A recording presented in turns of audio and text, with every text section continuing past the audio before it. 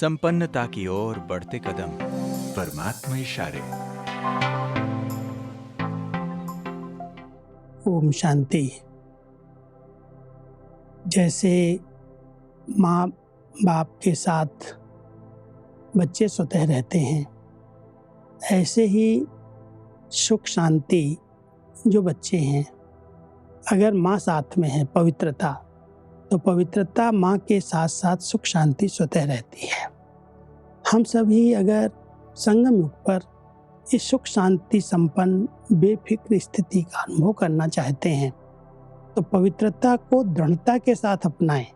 हमारी स्थिति अगर पवित्रता की है, हमारे ऊपर पवित्रता की लाइट का ताज है, हम परमात्मा के तिल तख्त के मालिक होकर के रहते हैं, हम तिलकधारी बन करके रहते हैं, तो सुख और शांति का अनुभव होता है, बेगमपुर की स्थिति का अनुभव होता है।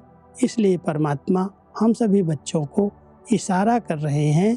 बच्चे, जैसे बच्चे माँ के पास स्वतः जाते हैं, कितना भी अलग करो फिर भी माँ के पास जरूर जाएंगे, तो सुख शांति की माता है पवित्रता।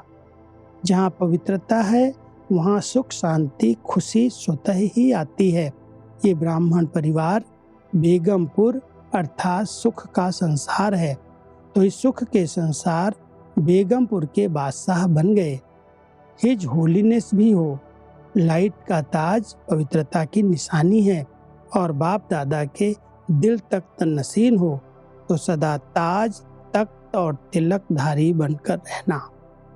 हम सबको बाबा ने ताज तख्त और तिलक, ताज है पवित्रता का क्राउन। जितनी मन वचन कर्म की पवित्रता है, बहुत शुद्ध पवित्र विचार चलते हैं, उतना एक ओरा बनता है, आभा मंडल जिसको हम कहते हैं, वो लाइट का ताज बन जाता है।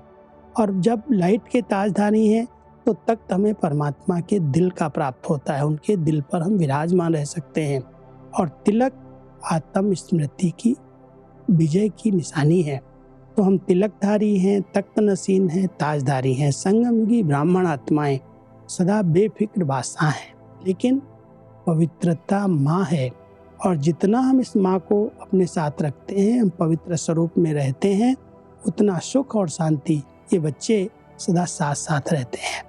जहाँ सूक्ष्म में मन से भी, संकल्प से भी पवित्रता का खंडन होता है, अपवित्र विचार चलते हैं, वहाँ खुशी गायब हो जाती है, बच्चे भाग जाते हैं, दूर हो जाते हैं। इसलिए अगर ब्राह्मण जीवन में सदा बेफिक्र स्थिति का अनुभव करना है, तो इस माता को, पवित्रता रूपी माँ को सदा साथी बना के रहें। जहाँ हमारे जीवन में पवित्रता है, वहाँ सुख और शांति बेगमपुर के बादशाह की स्थिति स्वतः बन जाती है। ओम शांति।